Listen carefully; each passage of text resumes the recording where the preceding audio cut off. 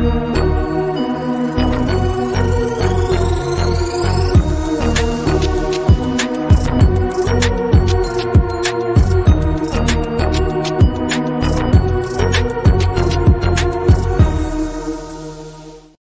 everyone, Steve here with a special coverage, update, sort of reaction to the Brooklyn Horror Festival that's taking place this week. It started Thursday night. Unfortunately, I missed the opening night film, which is a bummer, but that's okay. I got to check in on day 2. There's just so much playing at this festival. It's so hard to see everything, and I'm driving into the city from Westchester. Traffic's a nightmare. Anyone from New York gets it. And then the train takes forever, and the subways aren't really super reliable. So you kind of get what you get. But I got in a little bit early before my first screening for Friday 13th. How wonderful! And I'm just having a blast. It's at the Nighthawk Cinema in Williamsburg, pretty much exclusively for this week. And just a shout out to that theater. Like, it's a dine-in theater, which is super nice. So there's there's wait staff, and you get drinks and food, and it's such a comfortable, sort of chill environment. Just super fun. And so the Brooklyn Horror Festival, this is like their 8th one. I started going last year for the 7th one. And it's sort of brought to you by it's like Fangoria, Dark Sky Films, Horror Press. So you kind of go in. I kind of picked up my pass, and you start with a little swag bag, which is fun. So I'm going to kind of just show you the cute bag that I got. So it's got you a little Dark Sky Films, Brooklyn Horror Film Festival, cute little tote. I need these for food shopping anyway, so this is perfect. But actually, I don't know if I want to get anything on this. So maybe this will just kind of be my go around tote. But in it is actually really cute. So you got these little Fangoria stickers. Can't really see with the glare. Very cute. Also brought by New York City Cool Hand Movers. You got this kind of fun little room tag with the Brooklyn logo on it. Really adorable. Fun little pins from Horror Press and Fangoria. Just a lot of cute little knickknacks, just to sort of start off the day. So that was a nice little treat walking in. But the films I got to catch last night, starting with All You Need Is a Death, which was an interesting one. This was a sort of Irish folk horror film. It is directed and written by Paul Duane, and I apologize if I mess up any of the actors' names, but stars Olsen Foyer, Gary Whelan, Nigel O'Neill, Simone Collins, and Charlie Mayer. I'll read you just sort of the brief synopsis that's on the Brooklyn website. As part of a secret society dedicated to the belief that modern alchemy can be uncovered through old folk songs, a young couple unwittingly enters a world of supernatural danger and otherworldly powers after they listen to the wrong song sung by the wrong person. Now, I admit, I'm not super educated on Irish folklore. So some of it might have went over my head, but the power of this film was it made me want to look into sort of Irish stories and the folklore. And it's a bit of a slow burn film. Great atmosphere. And I feel like because it's a slow burn, they do definitely hold off a little bit. I think just the right amount, because it certainly ramps up and gets really creepy, really atmospheric towards the end. Again, it was introduced at the start of the screening. You don't really want to know too much before going into this one. This one certainly, it has a charm to it. It's got a certain vibe that you don't see a lot of. It's definitely a unique tale. And yeah, I mean, I don't know if it's going to be streaming soon, but I really enjoyed this one. It was definitely a great sort of palate starter for the night. Afterwards, I don't mean any shade to any other film, but this next one is the absolute highlight of my evening. It's called Crumb Catcher.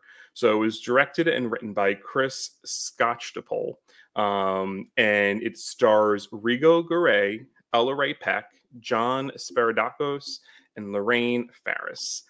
Um, Holy crap, I love this movie so much. It was sort of it leaned more into the suspense thriller for sure.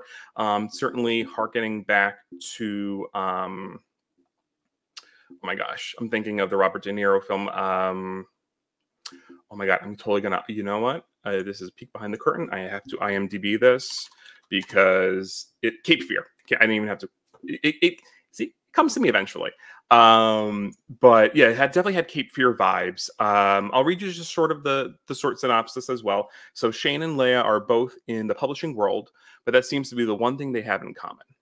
Shortly after they arrive at their already fraught honeymoon, at a naturally isolated cabin in the woods, they receive an unexpected visit from a self-described inventor and his blousy wife, who arrive with a hackneyed blackmail plan.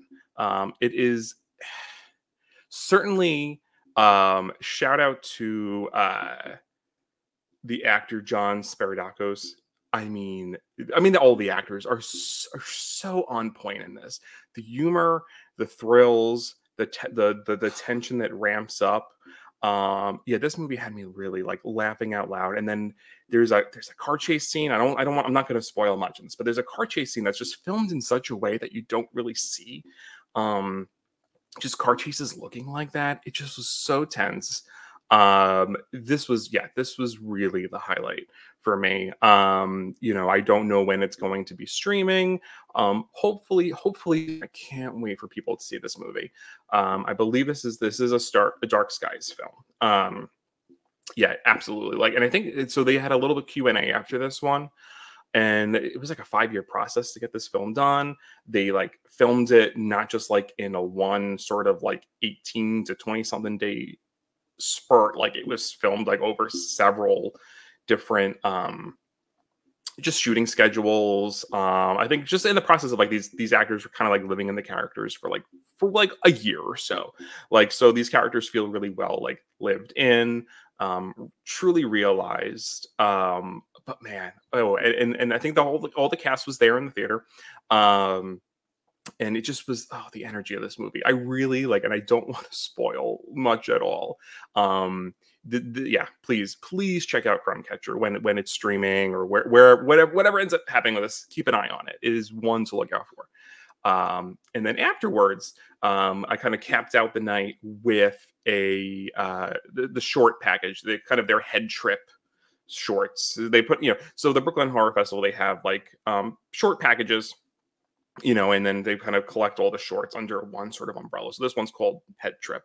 And it certainly kind of spans the breadth of different genres from like, there's like a heist horror in here. There is, so let me go through the shorts. Oddities. So this is directed by Tyler Savage and stars Adrienne Barbeau. I mean, you got me in the door on that alone. So Oddities is a bit of like a horror heist short film.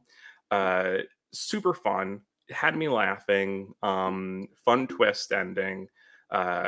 Adrienne can't beat Miss Barbeau. Catching Spirits, that was directed by Vanessa Belatic. Beautiful. This is sort of a horror through dance and just beautifully shot. Great character journey. Again, every film here is so unique. This one is actually one of my personal favorites in the collection. Is called Every House is Haunted.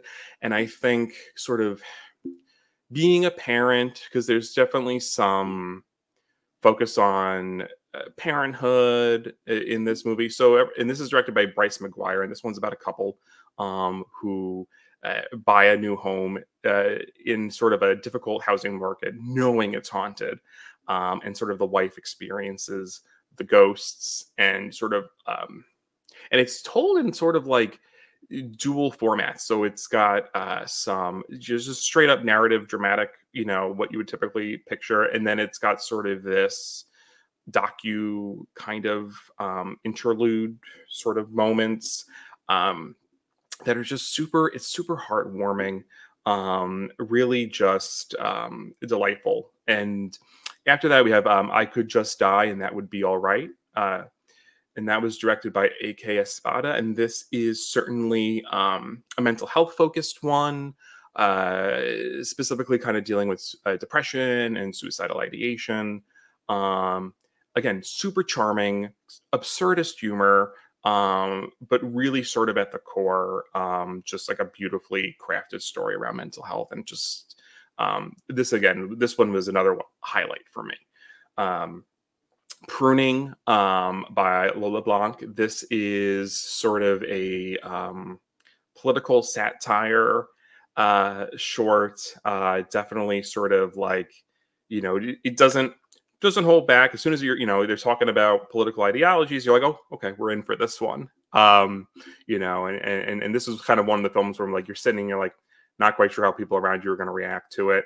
So I was getting a little antsy watching this one in theaters, but I enjoyed it. It had again like all these just had really great humorous moments, but never sort of like taking away from the horror and sort of the message. Like I just love a perfect blend.